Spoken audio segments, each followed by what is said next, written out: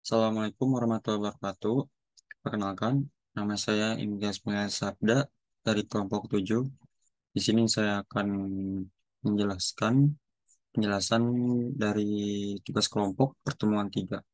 Di sini ada beranggotakan pertama ada Muhammad Fadlan Zikra, yang kedua ada Elredo Pertama Kinsa, dan saya sendiri Imtiaz Mulia Sabda.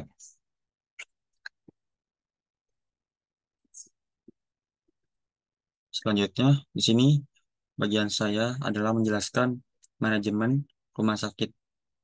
Pertama, saya akan menjelaskan deskripsi kasus. Pada kasus ini, saya akan mengambil bidang manajemen rumah sakit, di mana di dalamnya menyimpan data pasien, data dokter, data rekam medis, data persediaan obat, dan data pembayaran keuangan. Yang kedua, ada informasi yang tersimpan. Dalam tabel pasien, di sini saya semua membuat tabelnya. Jadi pasien itu menggunakan data tipe auto number. Yang kedua, nama.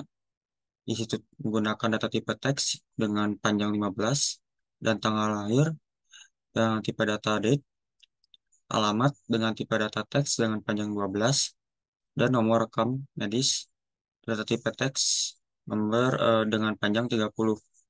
Dan ini ada data-datanya. Lalu yang kedua, ada tabel dokter. Di situ saya membuat tabel ID dokter dengan data tipe data auto number.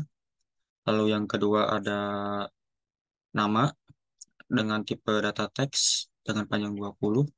Lalu ada spesialis dengan tipe data teks 210. Lalu ada jam praktek dengan tipe data waktu.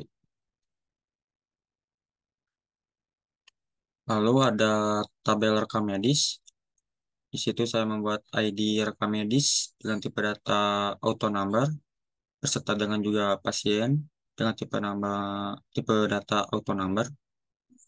Lalu ada diagnosa dengan tipe data teks panjang teksnya 20. Lalu ada tindakan medis dengan tipe data teks 20. Lalu ada tanggal perawatan dengan tipe data date atau waktu. Lalu selanjutnya ada tabel persediaan obat. Saya membuat ID obat dengan tipe data auto number. Lalu ada nama obat dengan tipe data teks dengan size 20. Lalu ada jumlah stok eh, dengan tipe data number panjang banyaknya itu 500 maksimal. Lalu ada harga per unit dengan tipe data teks dengan size 15. Lalu ada tabel pembayaran. Dia di pertama ada ID pembayaran dengan ID pasien dengan tipe data auto number. Lalu total biaya dengan teks panjang size 20. Metode pembayaran dengan tipe data teks dan status pembayaran tipe data teks pula. Lanjut selanjutnya yang terakhir ada ID ruangan dengan tipe data auto number. Lalu ada nama ruangan dengan tipe data teks size-nya 20, jenis ruangan teks dengan size-nya 20, kapasitas tipe datanya number dengan maksimal 25, lalu ada status ketersediaan dengan tipe data teks panjang 10. Lalu tujuan dibuatkan basis data yaitu untuk mengoptimalkan manajemen pasien, jadwal dokter, memantau rekam medis, memastikan ketersediaan obat, memantau status pembayaran, dan memastikan ketersediaan ruangan. Lalu untuk pemakaian basis datanya biasanya digunakan untuk pemakai basis data ini yaitu ada staf administrasi rumah sakit, dokter, perawat, dan apoteker untuk mengelola informasi terkait pasien, dokter, rekam medis, obat atau pembayaran dan ruangan. Lalu di sini di pertemuan 4 ada tugas yaitu mem- memilih salah satu dari ketiga kasus untuk menjelaskan objek konkret dan abstrak. Dan kalau kita memilih manajemen rumah sakit. Untuk deskripsi kasusnya, yang objek konkret yaitu hanya pasien dan dokter. Sedangkan objek abstraknya ada ID, waktu, tempat, dan pembayaran. Assalamualaikum warahmatullahi wabarakatuh. Di sini saya akan mempresentasikan tugas kelompok basis data, di mana beranggotakan saya sendiri Muhammad Fadlan Zikra dengan NIM 22500811001. Lalu ada L Rido Pertama Kinsa dan juga Imtiaz Mulia Sabda. Di sini saya mengambil kasus shift pegawai, di mana kasus ini di dalamnya menyimpan data pegawai, data shift pagi, dan data shift sore.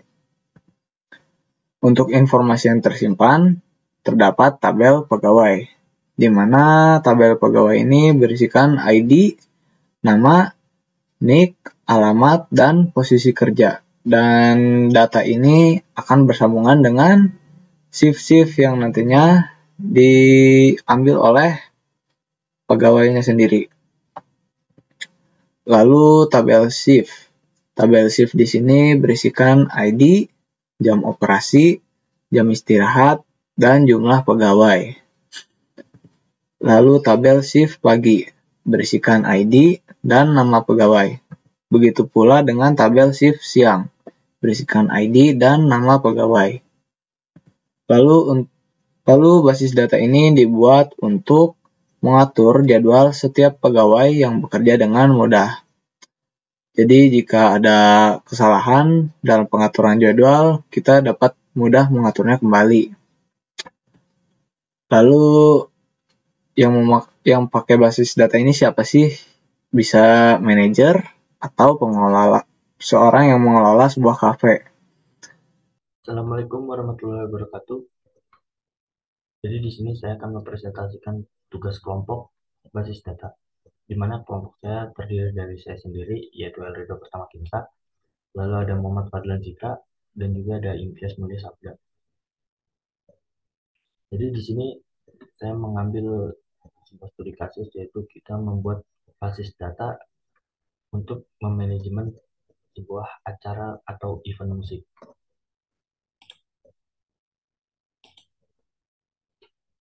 Untuk deskripsi kasusnya itu adalah sebuah perusahaan penyelenggara acara musik ingin mengembangkan keefisiensian dalam pengelolaan acara musik.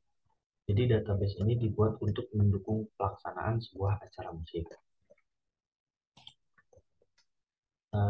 Kita masuk ke database-nya. Di dalam database ini ada beberapa tabel. Yang pertama ada tabel acara, yang di dalamnya berisi informasi tentang ID acara, lalu ada nama acara, lalu ada tema acara, dan juga ada lokasi, dan terakhir ada tanggal acaranya itu dimulai.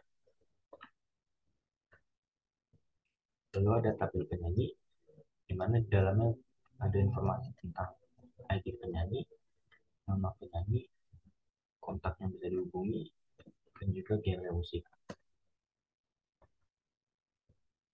Yang terakhir ada tabel jadwal tampil, di mana informasi yang ada di dalamnya yaitu ada ID jadwal, lalu ada ID acara yang tadi ada di tabel acara, lalu ada ID penyanyi yang ada di tabel penyanyi, lalu ada waktu mulai dan juga ada waktu selesainya. Sebagai contoh, di sini ada di ID jadwalnya adalah JDW10, lalu ada ID acara itu WTF23, itu adalah ID acara dari acara We The Fest. Lalu ada ID penyanyi KSH, itu adalah ID penyanyi dari Casey. Lalu dia akan mulai tampil pada jam 21.00 dan juga selesai pada jam 21.15. Lalu apa sih tujuan pembuatan database manajemen event ini? Jadi tujuannya adalah untuk memudahkan pengelolaan dan perencanaan sebuah acara musik. Yang kedua itu memastikan informasi penyanyi tersimpan dengan baik. seperti namanya, nama penyanyi, lalu kontak yang dapat dihubungi, dan juga genre musik penyanyi tersebut. Yang ketiga adalah memudahkan penjadwalan penampilan para penyanyi. Lalu siapa saja yang bisa menggunakan atau memakai basis data ini? Yang pertama itu pasti adalah para pengelola event. Yang kedua ada para staff. Yang ketiga adalah para peserta atau para penyanyi itu sendiri. Oke, sekian dari saya. Kurang lebihnya mohon maaf. Terima kasih. Wassalamualaikum warahmatullahi wabarakatuh.